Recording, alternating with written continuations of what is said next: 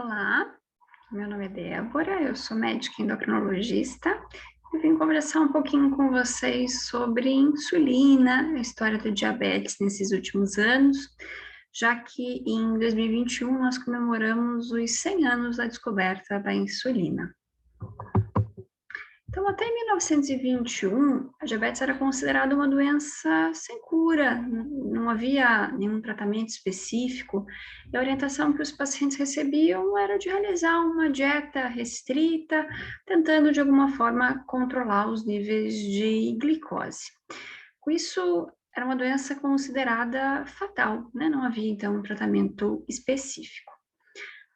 Em 1921, esses dois pesquisadores da Universidade de Toronto, no Canadá, conseguiram, pela primeira vez, com sucesso, extrair a insulina do pâncreas de um animal. Em 1922, então, esse menino de 14 anos, chamado Leonard Thompson, foi o primeiro paciente com diabetes a receber insulina. Houve uma melhora dos níveis de glicose, uma redução da glicemia, e esse menino, até então aqui na foto emagrecido, conseguiu ganhar peso. Então, foi um marco muito importante na história do diabetes. A partir de 1922, 1923, a gente começa a ter a produção da insulina por laboratórios e a sua comercialização. Isso tanto no Canadá, onde houve essa primeira descoberta, como também na Europa e em outros países. Como vocês podem ver aqui na imagem, então, inicialmente, a insulina ela é aplicada em seringas de vidro, com agulhas bem profundas, com necessidade de múltiplas aplicações diárias. Então, acabava tendo toda uma dificuldade técnica, apesar de ser um grande avanço, claro, de ter salvado vidas, existia toda essa questão técnica aqui da sua aplicação.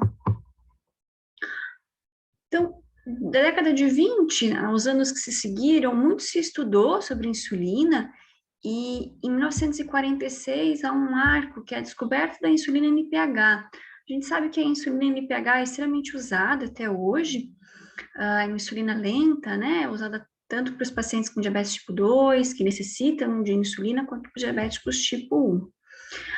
Outro ponto interessante também em relação às insulinas foi que durante muito tempo o que se usou foi extraído de animais, de porcos, por exemplo.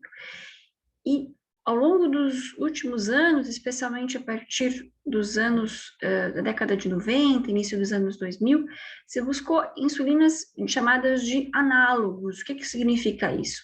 São insulinas que se assemelham em muito à insulina que nós produzimos, a nossa secreção fisiológica.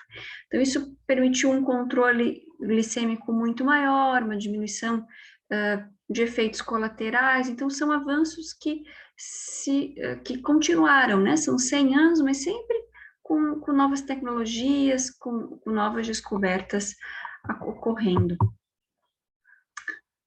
Quando a gente fala em aplicação, a gente também percebe o quanto isso desenvolveu, né? Então, mais uma vez, aquela imagem daquelas seringas de vidro com as agulhas longas, e a partir dos anos 80, então, a gente começa a ter lançamentos de canetas de insulina com um tamanho de agulha menor, com uma facilidade de você visualizar a dose de insulina ser utilizada, com tudo isso, os avanços na nossa área. Quando a gente olha essa imagem, a gente vê muito do que ainda é ofertado, do que ainda é disponibilizado para os nossos pacientes com diabetes. Então, a caneta de insulina tem se popularizado nos últimos anos, mas alguns pacientes ainda acabam utilizando por seringas. Claro que as seringas, a gente já tem uma diminuição do tamanho dessas agulhas, e se a gente espera que nos próximos anos, cada vez mais, a aplicação seja unicamente por caneta. Por quê? Nos últimos anos, a gente começou a ter oferta e a disponibilidade também pela rede pública das canetas de insulina NPH irregular.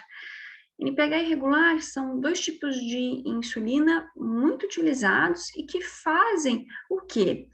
A insulina NPH é considerada a insulina longa, então é uma insulina que permite uma secreção basal, que a gente chama, permite manter um nível de glicose, e a regular a gente usa quando o paciente vai se alimentar, para tentar ter um controle melhor daquela elevação de glicemia. Em relação à oferta dessas canetas, a gente sabe que ainda não são para todos, como eu comentei anteriormente, mas pelo menos para os pacientes idosos, para as crianças, isso tem se tornado uma realidade. Outro ponto interessante também dessa história da insulina nesses últimos 100 anos, do diabetes, diz respeito à maneira, né, como a gente controla, como a gente verifica a glicemia. Então, inicialmente isso era feito pela urina, através de fitas, e da década de 70 em diante, você começou a usar os medidores, a gente começou a usar os medidores de glicemia portáteis. Hoje a gente percebe também um avanço importante nessa área, então aqui na imagem a gente tem os glicosímetros tradicionais que a gente usa, que permitem que você consiga verificar a sua glicemia capilar e agir, né, na melhor conduta que você vai poder fazer naquele momento, prescrição de insulina, enfim, como também aqui o uso de sensores que permitem a avaliação da glicemia intersticial, então mais uma vez mostrando o quanto que a gente avançou nesse cenário. Quanto à aplicação de insulina, também temos um ponto que tem de evolução, né, que tem evoluído nos últimos anos, por conta da insulina inalada. Então, também uma opção terapêutica que tem sido comercializada aí nos últimos anos.